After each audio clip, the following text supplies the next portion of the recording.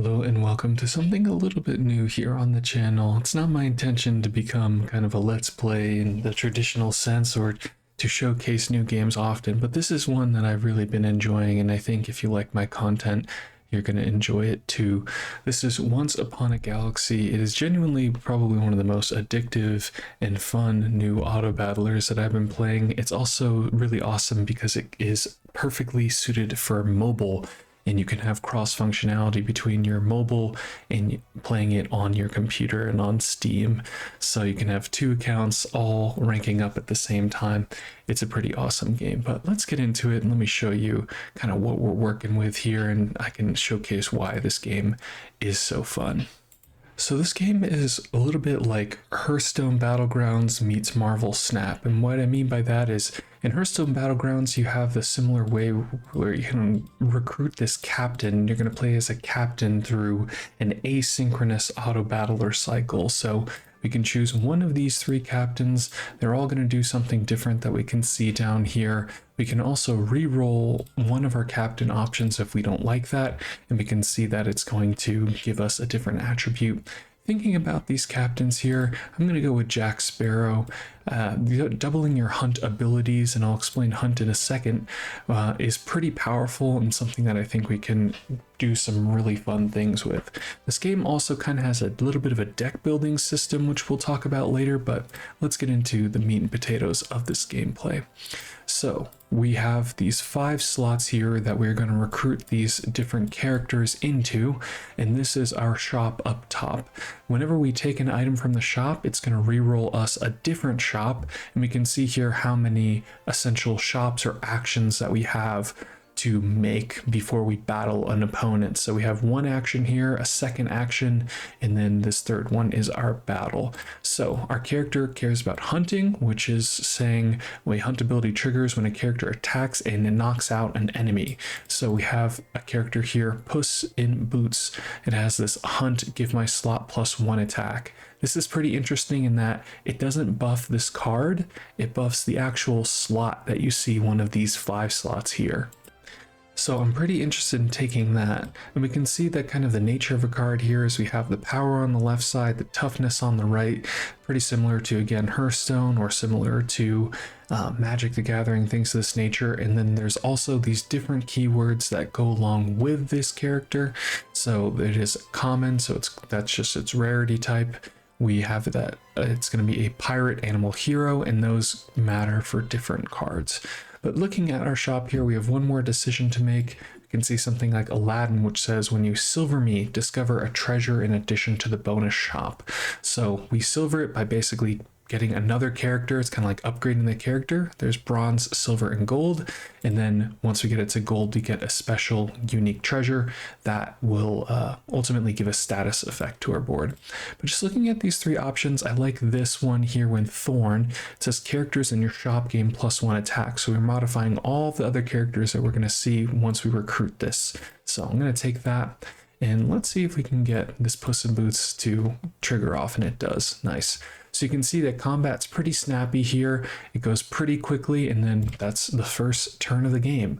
So I think one of the interesting parts about this game is that you have a very finite amount of decisions that you're going to be making, but they're all very impactful. The game generally, if you are going to be getting first place here, you are going to be ending on like turn 12 to turn 14, somewhere in that area. And if we only have about 2 actions per day or per turn, we only have, maybe 24, 30 actions we're making in a whole run. And that sounds like it's limiting, but really there's a lot of pretty busted things you can do. Regardless of that, let's keep going through our turns here. I see this hunt character, and this Thorn has paid off. So we have this hunt character here. It's going to improve the buffs from our spells by 1 attack. So once we get to the next turn, we'll see where that comes into play. But I am going to take another hunt character. That's kind of the theme of what I'm doing here. And then Rose is the opposite of Thorn. It gives +1 health instead of +1 power. There's also Laser Shark, which has ranged, which basically means that when it fights, it just shoots a projectile. It doesn't actually physically deal damage to itself when it attacks. There's also Jack in the Box here, which can be pretty powerful. We're a little bit weak here, I would say, just based because we took this kind of 1/1 that was investing in our future. So I like taking this Jack. It has this farewell. It'll summon a 1/1, and that could end up being pretty nice for us. So we'll take that. And we did get 2 triggers off this because of our character.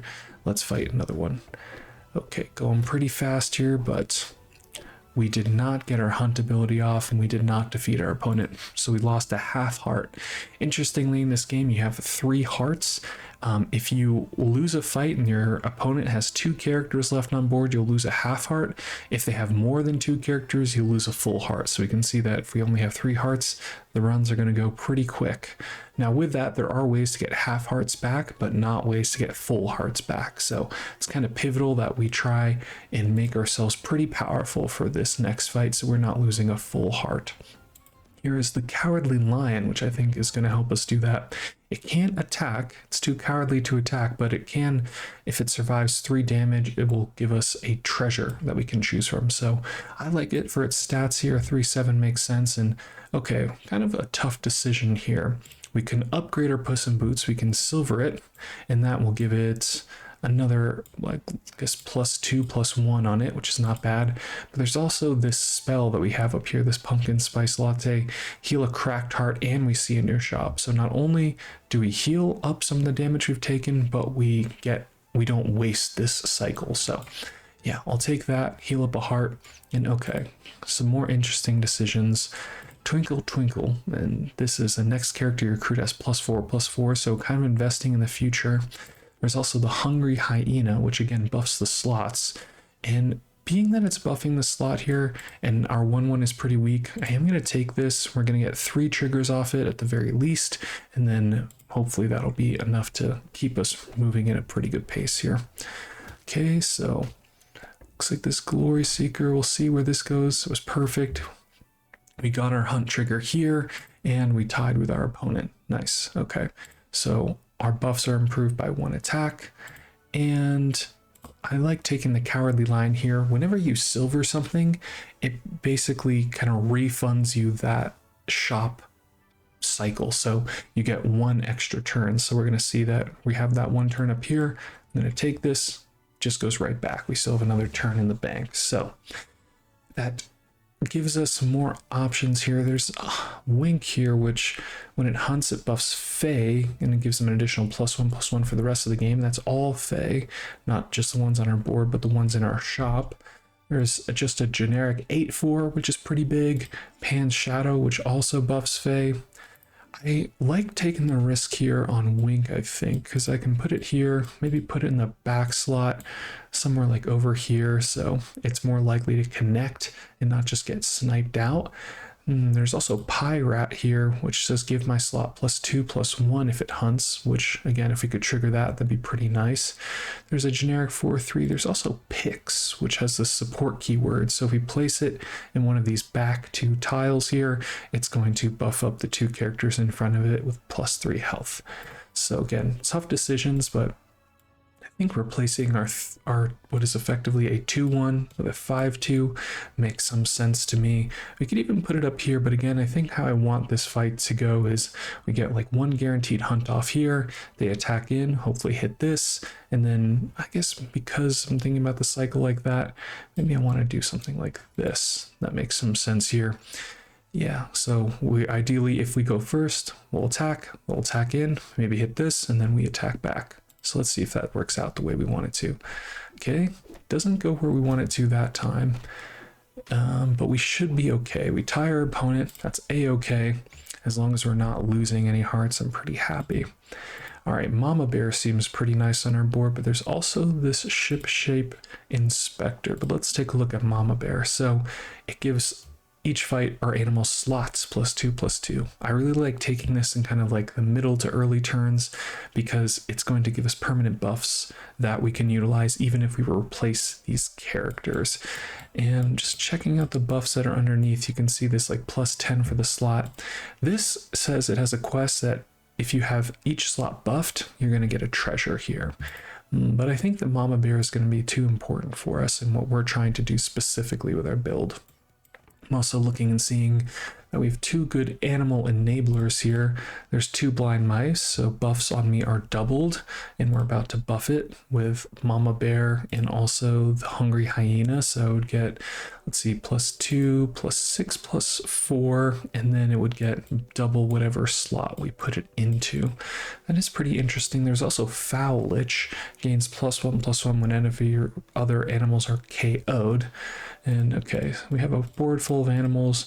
I think replacing the Pyrat could be pretty sensible here if we want to go in one of these directions. We do care about hunt and hunt triggers, and there are some really powerful characters that we can find later that care about how many times we've hunted. And I'm thinking just if we can put this 3/5 down here, you know, replacing the Puss in Boots actually makes more sense. So we'll do something like this. I'm going to keep my Foul Lich all the way in the back so that it can see hopefully the most amount of characters getting knocked out. We'll put the Pyrat in this slot, and let's see if we can defeat our opponent here. Okay, the knocked out our line, not so good. Get two of theirs, so a little 2-for-1. That trades, that's nice. And okay, cool. So we survived there, and you can see kind of the general metric here is if you can 2-for-1 your opponent on they hit your card, it doesn't die, and then you kill that and kill another card, that's a pretty good place to be. All right, looking at our shop here, the good bag could be interesting because it summons a random common character and then gives it its stats whenever it perishes. So we could put that like in the slot of the Pyrat. We'd be missing out on some Mama Bear value, and also we're missing out on a little bit of our hunt value, but this is a very powerful card to have in a buffed up slot. Our Cowardly Lion is also falling off a little bit, so maybe it is just putting that in here and trying to keep capitalizing off this hunt trigger. We can see that when this thing dies, it's unfortunate, not too much happens, so I am going to replace it there. Interesting here, we see Wink. Well, it's not an animal, and we do have Mama Bear, so I think currently this setup makes a little bit more sense here. There's also this spell here, give a slot +4/+2, which I'm kind of interested in. Tin Man has a quest that if we have exactly 1 heart, we get a treasure, but yeah, let's just put this over here. Could have even made more sense to put on the goodie bag, but I like what we've done so far, just trying to guarantee these hunt triggers. That's pretty nice. They attack in, we get a little bit of value from our goodie bag, and then it's our backline versus their backline. Our Foul Lich is pretty big, so it feels pretty good. All right, an opportunity to put more stats on our Foul Lich. Seems good to me. And there is a Midas Touch, which turns a silver character into a golden one, gives it +3/+1.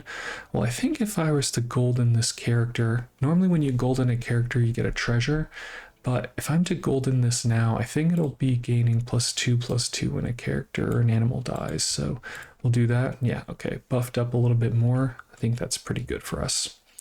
All right, here are some good options. Again, a generic 8/4, but I really like Stinky because this scales pretty well into the late game. It says after I'm attacked, deal that much damage to a random enemy. It's also an animal, and I'm even thinking that we could replace the goodie bag with that. Our Pyrat is still doing some good stuff for us, and I think that this +1 attack is still making some sense. So what we're going to do is we're going to put that Stinky all the way on the right here. So ideally what happens is they have 3 opportunities if they attack first to hit our Stinky, and then that'll proc its damage trigger. So let's see what happens in this next fight. Okay, Punxsutawney Phil is pretty rough for us, and they're doing Mama Bear stuff too. They're a little bit bigger than us. They hit that Stinky, goes on the Mama Bear. Okay. This is not playing out in our favor, unfortunately. They were a little bit bigger than us, but it is what it is. Okay. There is now some interesting choice to make here. If we want to pivot into and off of this animal build, we could go into the Fae build, because this is a really nice card to enable that. When you recruit me or another Fae, give all of your Fae everywhere +3/+3. So we kind of want to just keep cycling through Fae. I think that could make sense. It's at least going to be, I think, better than our Hyena. And okay, this is just a free reroll and some stats. Definitely take that. Right, there's Sparkles, but there's also Scar. Scar cares about our hunt triggers, And thinking about this Pyrat, it's done some great work for us, but this could trigger twice and it's going to make our villains bigger. Yeah, I'm in for that one. So 42-18, hopefully we attack first and get this trigger off. We do not attack, but they don't kill us, so that's okay. And I think we're going to be a-okay for this fight. They had the opportunity to do damage, but were stopped in their tracks by this. I guess it's a porcupine. Or is it? No, that's got to be a skunk, right?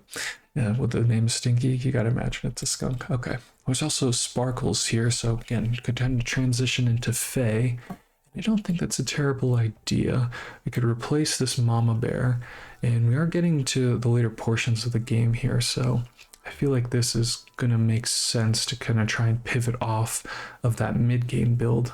There's also Conan here, so this is a legendary, I believe. It has this, legendary quest, so it deals 200 damage. We're going to get a treasure, a legendary treasure. I haven't showcased the treasure mechanic here whatsoever, which is unfortunate, but I think that we've played well with what we've been given so far. I'm just thinking about if I want to place this Conan on our board. I don't think so, but I will at least put it into the void over here, and that means that it won't go on our board, but the game will still has seen that it's been recruited. So that will give us the opportunity to get it to silver or maybe even gold tier soon enough. Okay, well, our opponent has the big bad wolf, which is really scary for us. We do get a trigger on us, but looks like we're not going to have enough to really punch through this big bad wolf, unfortunately. This is like the secret rare. This is something that you don't normally have access to in terms of characters, or that you can get through your shop naturally. You have to do something special in the game to be able to access a secret rare, and they all have very, very powerful abilities. Well, we don't win that fight, but we do see at least a gold tier Stinky here. It doesn't, I guess dealing double that much damage to a random enemy could be good for us, and it'll give us the opportunity to look at a treasure. So normally when you golden something, you get a treasure, which is just one of these static abilities, and you draft it the same that you would like something from your shop. But because we used a spell on our Phallich to get it to gold, that's why we didn't see that there. Regardless, let's look at these. So all of your characters have treasure hoard 1. Well, that's not going to work out too well for us because it cares about how many treasures we've recruited, but we don't have that many treasures. There's Fairy Queen's Wand. Your buff from spells give an additional +7/+7. That could be pretty big. And your Farewell abilities are also hunt abilities. Interesting. We don't have anything that really does that currently, but that would mean that if we could get something that is Farewell, we would be doubling our hunt abilities. So yeah, I'm going to invest in the future here and see maybe if we can find something that cares about that. There's Wizard of Oz, which gives support for how many spells you've cast. Scarecrow, not too interested in. I think we're again getting kind of to the later portions of the game here. We've done good tempo, but we need to find something really powerful. This is also a 32-31, and that is pretty decently large. It is at least bigger than our 10 million fireflies, so I could go in that direction. There's also the Nameless one, which has a hunt ability, but it is just such a small unit that I'm not too stoked to pick it up. There's also Shrink Tea, which shrinks an enemy to 1 health. So I think it's between these two here. And yeah, 32-31 generic on our board that gives +6/+6 is probably the strongest thing we can do. Yet we'd be giving up on this value here. I think we played in the margins a little bit, give us some more value in the immediate, and see if we can try and survive a little bit more. Unfortunately, our opponent looks to be much bigger than us. We kind of need this Nessie to go into our Stinky. That's not what happened, and we lose that fight. Okay, so again, we know our direction. We need to find some power. We're not there yet. There's Nightshade. Buffs from spells give an additional +2/+2. It's also pretty large here. There's Goodie Bag, which, hey, maybe it is time to just move the Scar over and put a Goodie Bag in. I could see that. I could see us doing something like this. And we get the 10 million fireflies back. Would I replace a Phallich for that? I don't think so. I do like this Goodie Bag here, though. I guess replacing a Sparkles could be interesting. Yeah, I will try and move in a little bit more onto this Fae. There's also this Sugar Plum Fairy, which is not very big, but we can at least recruit it for the purposes of our 10 million Fireflies, and then that'll keep buffing up our Fae. Okay, Pirate King is pretty nice. I have 6/6 for each pirate you've recruited, and if I have over 100 attack or health during the fight, well, then I'm gonna complete that quest. So I could maybe replace maybe Sparkles with that. I do still want to keep Scar on for the opportunity to get a hunt trigger. So I'm gonna put something in like that. Okay, and we do face again the opponent with a big bad wolf. Seems like we're kind of getting outscaled here, and that is what it is. If you don't find the right synergies very quickly, sometimes your opponents just go over the top of you, and that kind of is the game. But play a little bit quickly here. I just see another Fae. Let's keep buffing that up. And then there's Nessie here, which is a 52/51. I think for the purposes of just potentially surviving, I'm going to take it, and we'll see if it does anything good for us. I don't think it's going to matter too much. Our opponent's just a little bit bigger than us, and they're going to be able to, I'm sure, punch through what we have going on here. There is maybe the opportunity that we kill one character, but we don't, and that's okay. We get third place, and that's totally okay with me.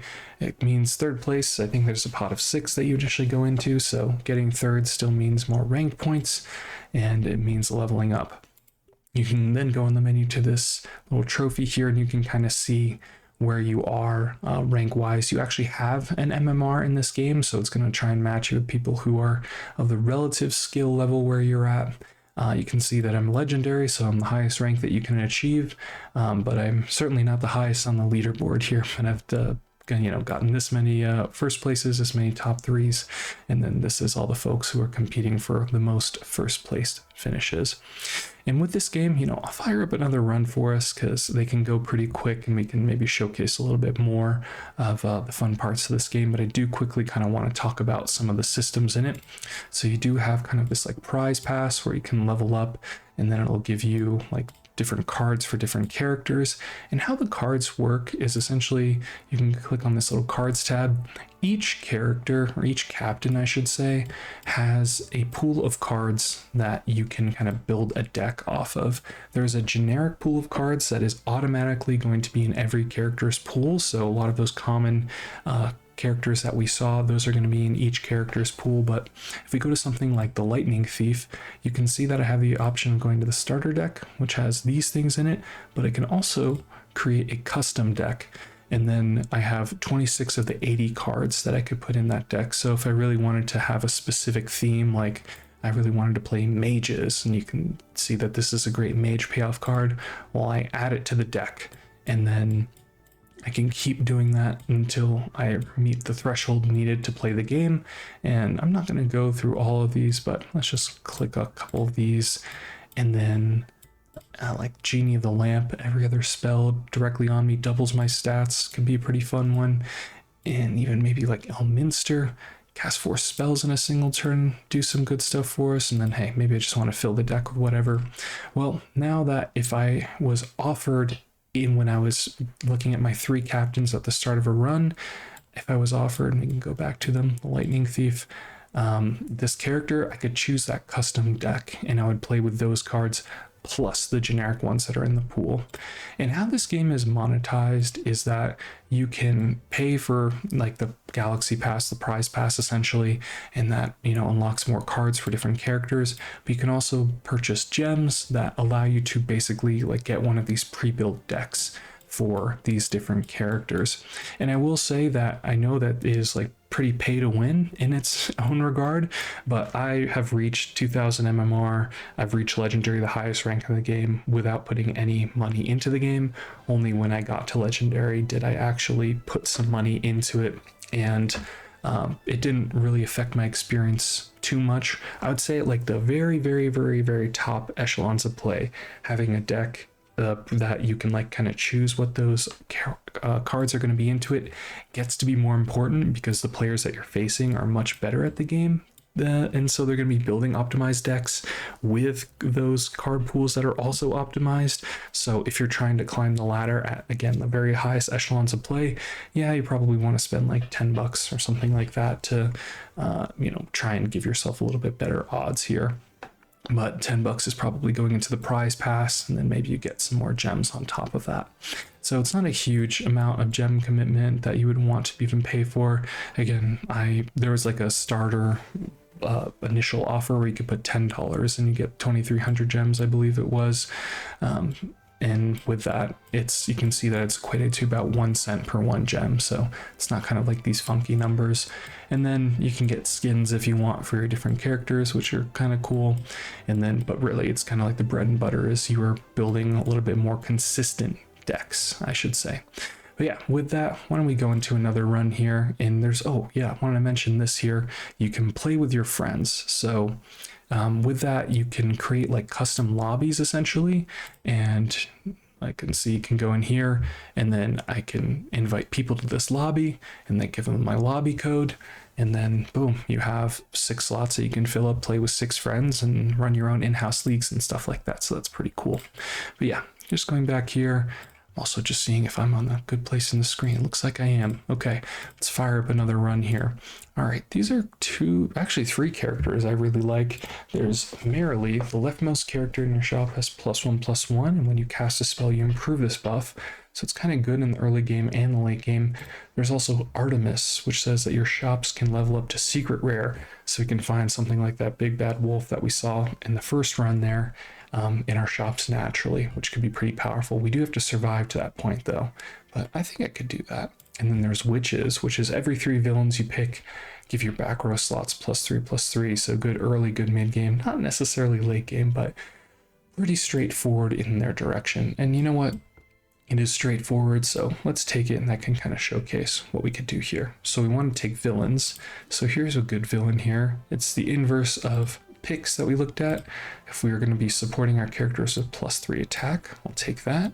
Okay, nice. We get a little silver tier up right away. That feels pretty good. And then we can go ahead and recruit another villain, the laser shark here. So very nice here. On the first day, we were able to get +3/+3 in our back slots. And I'm wondering, I should probably do this actually, because this is a ranged attack. Yeah, that makes sense. So our opponent has a bunch of O3s. I think we're doing A-okay there. All right, another villain here. This one also has a quest to recruit 3 villains, and I think that's exactly what we're trying to do. Okay, a flying monkey, sure, why not? And this flying monkey is going to hit the back row because it has sneak, which is really powerful. I think I want to do this because I want our flying monkey to go off, them to hit this, and then our laser shark to go off so our puck stays around as much and as long as possible. Okay. The stepsister there, puck, cool. Fights are pretty quick here, but worked out in our favor. And okay, I like Morgan Le Fay because she's a ranged character, but I also like just getting another shop and buffing up a character that we have on board. Yeah, I'll take that flying monkey, and hopefully that pays off for us. Okay, Morgan Le Fay comes right back. Love to see that. And we saw that we recruited 3 villains, so our quest is complete, and now we're going to get a treasure. These are some pretty good treasures, I should say. They're common tier, so that we can see that there's different rarities of treasures and they're going to do different, more powerful things. I like Twin Shot, gives +2 attack, but I also really like Magic Acorn, especially if we have this puck back here. That's going to buff up the entirety of our front row. And a golden puck, it's going to give +6 instead of +3. Even better. Let's put that on the board. Okay. 2 interesting option here is I didn't look at the Ring of Valor, but it says your heroes in your shop have +2/+2. We're going villains. I don't really want to do that. Lesser Mimic here, though, it'll transform into a copy of the next treasure, so we could double up on something pretty cool. There's also just the Captain's Cutlass, which does 5 attack on our first slot, and this is our first slot. I do think that that can be really powerful. The Lesser Mimic is probably the most interesting one, but let's play straightforward here. We're very powerful in the early game, and why not take full advantage of that? So I could do something like this. Yeah, it doesn't matter too much, I don't think. Let's just keep running it here. Okay, they have a Jack-in-the-Box and a puck. So maybe we want to move our flying monkey here in the early game so that it's hitting our backline first, like this. But I also want to get the value off of our Morgan Le Fay because it's ranged. So a little bit of tension here, but that's all right. So there's that presence of Gaia, but I also like just taking a vanilla 7/4 here. It's bigger than what we were working with before, and get a nice little buff there. There's Tink, which is an interesting support clause. When a character in front of me attacks, give it +1/+1. That could maybe, replace the laser shark, but I think going for Thorn here and just playing for a little bit more damage is not a bad thing. We're pretty strong right now. You can see that our monkey takes out their support characters, so that's pretty nice. And then our range characters clean everything up pretty fast and pretty powerful. Okay, I don't love the decisions that are in front of us here. I could give all three of these slots +1/+1. I could also potentially play this fire-breathing dragon. And it's maybe better than like Morgan Le Fay. I guess it is just exactly better than Morgan Le Fay or Laser Shark, so it's an upgrade. Yeah, I could play that. Sure, I could even put it in the back line. Yeah, let's do that. Okay, and also now you meet at a tavern, so give us a random character of our shop's rarity. There's Davy Jones, Hunt and Farewell, my slot game +2/+2. Maybe that's more powerful than the monkey. I'm willing to think that. This is a 3/3 versus a 7/4. Yeah, let's put the Davy Jones in. And if we could get 2 triggers off that, it'd be pretty good. Yeah, some nice triggers there. All right, they have a 14/14, but we have a range 16 damage dealer, so feeling pretty good there. And there's Peter Pan, which would make our puck, give +1 health as well. It's not bad here. Probably better than just taking one of these. I guess Down Comes the Rain is very similar, but Peter Pan has the opportunity to be silvered later, and thus it could contribute to us getting like a free shop reroll and a buff at the same time. Yeah, I'll take that. All right, Morgan Le Fay. This True Love's Kiss is also a very important spell.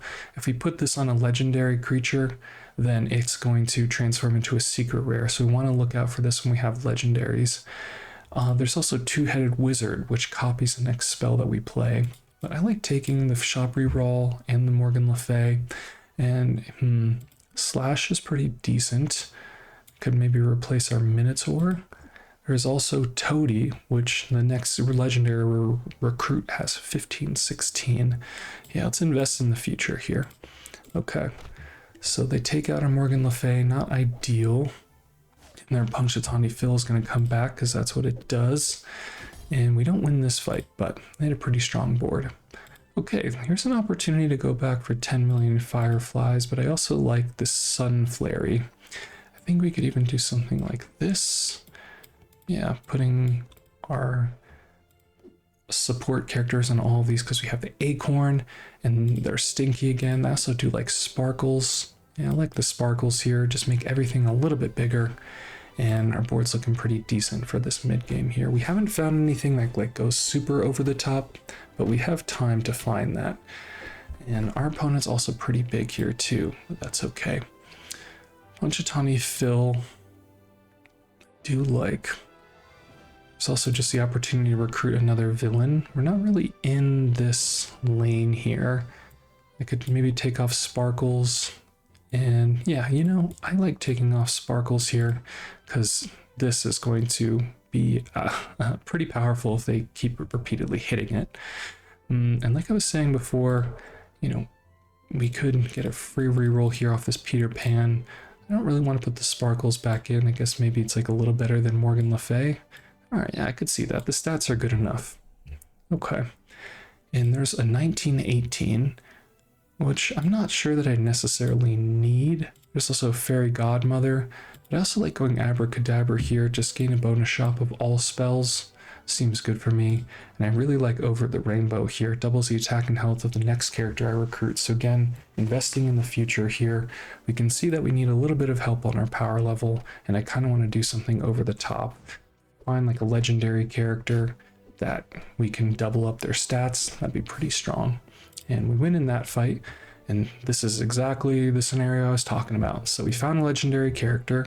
We took the spell that buffed its slots. We had the Toady before that says your legendary character gets even more stats. And now we have 100 and 202. So who are we replacing? It's kind of inclined to say that it's sparkles here. I do like the fact that this is ranged. And these support slots, I think, are going to give us some pretty good buffs, especially because we're this witches here. I do like playing support characters. Just going to make sure that generally when you're playing support characters, they're pretty weak inherently. So this just adds some nice stats. Yeah. It's a tough decision here. I don't want to give up on the ranged. But maybe I should. I could also go into like some treasure hoard synergies because that fire breathing dragon is a dragon. So I'll do that. There's iron cast dragon. I could start going down that road. Well, I think let's just take the free shop reroll and proc our villain. Wow.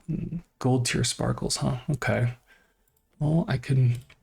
This puck, just looking at its stats here.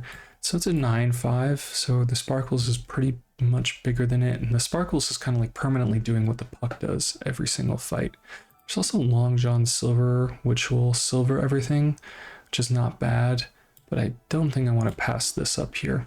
So take the gold tier sparkles, and okay, when you discover a treasure, the left one is a rarity higher. That could be interesting. Give one of our slots plus 10 plus 10. We don't have a choice in where that is, and I kind of like playing for power here. Let's go for the Boots of Magic in Mind and see if we can capitalize off that with our next treasure. Our opponent has pretty low health but pretty high damage dealers, and doesn't look like they're getting through our Bahamut. Okay, sweet. Here's Grodo. I'm just going to take this nameless one here and cycle through it. Again, if we could silver and gold tier this, that would be pretty strong. Okay, there's Oberon. So each fight give characters in front of me plus 20 plus 1. I definitely want to take this. And I think I'm willing to put it in place of our Sunflary. And because of our Magic Acorn, doesn't matter too much where we place these, because they're all going to get this buff. So yeah, feels pretty good. Let's go into this fight. Okay, they're doing some farewell shenanigans. This is going to come back and summon a thing. This will do the same. This, if it doesn't attack, will do the same. Okay, the Cheshire Cat. We knock out the Phil, but that's not really what we wanted to do. We have no agency over what happens though, so we'll take what we can get. And they're a little bit more powerful than us, but I think we'll get to the point where we could start mashing them and scaling. Okay, Pan Shadow, so that could give plus 1 attack on all of these Fae. It's not horrible. It's also Captain Hook, which could be nice just because when it hunts, it gains a bunch of attack and it summons a KO'd character. So I like putting that in our first slot. Here's also Daedalus, which is pretty interesting. It gives each of your slots plus 5, and we double the slot buffs in front of him. So it's going to be at least better than our sparkles, I suppose. It doesn't... Yeah, it'll be better than that. It's gonna make our Captain Hook bigger. I do like what this is doing though in terms of the damage it's providing for our board. So maybe I just cycle this and then we just get that slot buff anyway. Yeah, okay. And all right, our opponent's pretty big, but we're pretty big too. We saw that nice trigger there from our Captain Hook. And do we have the damage? We do. Okay, we tie with them. We're still in a decent position here. Captain Hook got a lot bigger, so it feels good for us. And there's the Kraken. This is very powerful. It is also another villain. I don't really have anything I want to replace with it right now. This is kind of that awkward spot that we can get into in a game where we have legendaries that we want to put on our board, but we don't have a lot of days left and probably like 2 more fights left. So I'm not sure that we're going to be triggering this. So I'm just going to cycle it. And none of these are villains, unfortunately, but there is 3 bags full, which would give us another treasure. It's just going to be common, so it's not going to be a very powerful treasure, but it'll be decent. It'll buff up our Bahamut. Every spell you have cast this game counts. Every spell you have cast this game counts as a treasure for treasure hoard. I wonder if that retroactively counts my spells. I'm not sure if it did. Either way. So back to this Chucky. They did find Chip on the ship, which is not good for us. So each fight I break your toys, then it's going to resummon them. And this Phil has gotten a lot of value for them. But we're going to defeat that. Let's see if we have the stats for this. I'm not sure that we do. Okay, Bahamut standing strong. Kind of needed it to survive a little bit more. Okay, that's okay. All right, well, here's an Oberon upgrade. I'll take that. Cycles through our shop, and okay, gold tier Oberon, definitely good stuff too. Interesting Wonder Box. When you cast a spell directly on a character, also cast it on all your other characters.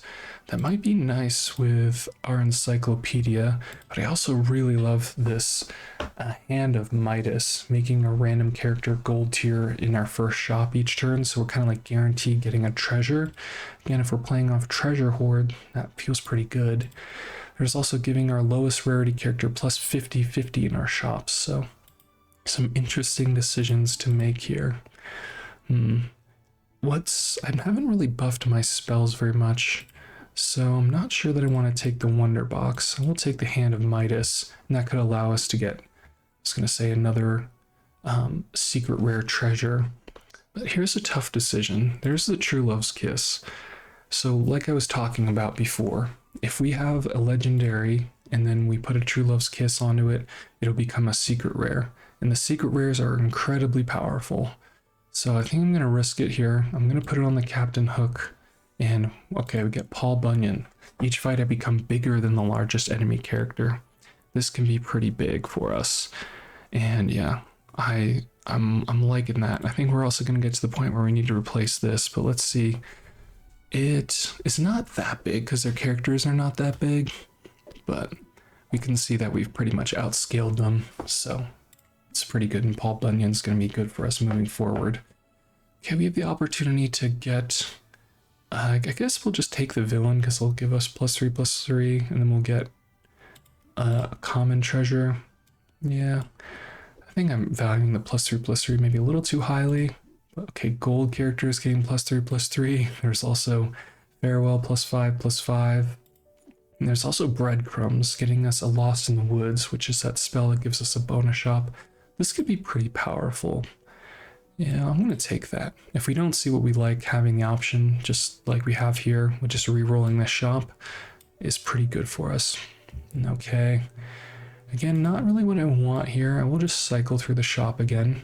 There's another Lost in the Woods. There's also Wicked Witch. After I attack, reduce the enemy and the one next to it to 1 health. I like this card a lot.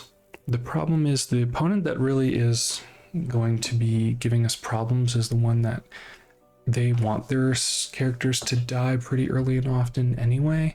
So I really kind of need like raw stats to fight through it. That being said, maybe I put Nessie on the board instead of the Phil. That's not even maybe even better, just because although Nessie has a higher amount of health, it doesn't mean that we're necessarily going to tank more damage, because our Phil could do that with its, if I haven't attacked this fight, summon a copy of me when it dies. There's also Sparkles, and let's see, it's a 50/18. Maybe we don't really need this 50/18. What we need is a 51/50. Let's try it. And all right, let's see if we can not keep hitting this Phil here. This Paul Bunyan, unfortunately, didn't really copy something that big. And there's their Phil and our Phil. Our Phil's back. All right, this one's not looking too promising here. But I think we're going to go to a half heart, so we still have another round of fights to try and figure this out. You know, I could even take this Na'vi here, repair a cracked heart, and maybe buy ourselves a little bit more time too. Sure, let's do that. Smug. When you discover a treasure, the left one is always a legendary.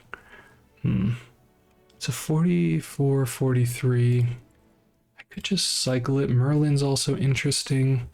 These are not really the things we need. We're kind of hoping that we just fight that other person who is pretty weak and win that fight and then have another shop. Yeah, I think that's the plan. So let's just put some more attack on Phil. And yeah, we're fighting this weaker opponent. Quite cool. We know that we can win here. We're scaling better than they're scaling, and we get another shot here. So we need to find some action, to say the least. I could try and go for a legendary treasure.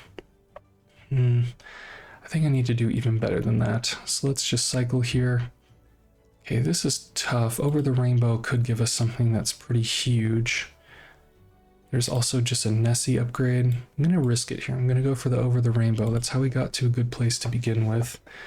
And didn't really pay off here, but potentially adding 21 health and starting that sort of chain could be good for us. Yeah, let's take the Titania here.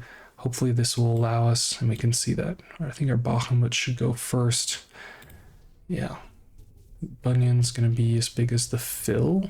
Not unfortunately as big as the Andy, but woof, that Andy is pretty large. And our Phil hits in the wrong cycle of their Phil. Okay, we're not going to win this one. We're going to lose. That's okay. We came in second place though, so that's plus MMR for us, plus 2 jewels towards our legend ranking up. And yeah, that's Once Upon a Time in a Galaxy. It's pretty fun. It gets pretty in-depth the more that you go through it in the game that honestly I've been kind of fiending recently, just especially because you can play it on mobile. Having that option to like play a run that lasts like 8 minutes long is really nice, and you can kind of just grind through them over and over and over again. Especially, you know, if you need a game while you're going to the bathroom, this is a perfect game for that sort of ideal opportunity. But it might keep you there a little bit longer than you may want to be. It is addicting, I will say. But with that, I thank you all for joining me here for, yeah, a little bit of a new video, a little bit of something that I don't intend to do very often, but when I do find a game that I think you guys would enjoy, I want to share it with you, and I think this one is going to be really awesome for those who like auto battlers. But with that, if you like what I do, you can like, you can subscribe.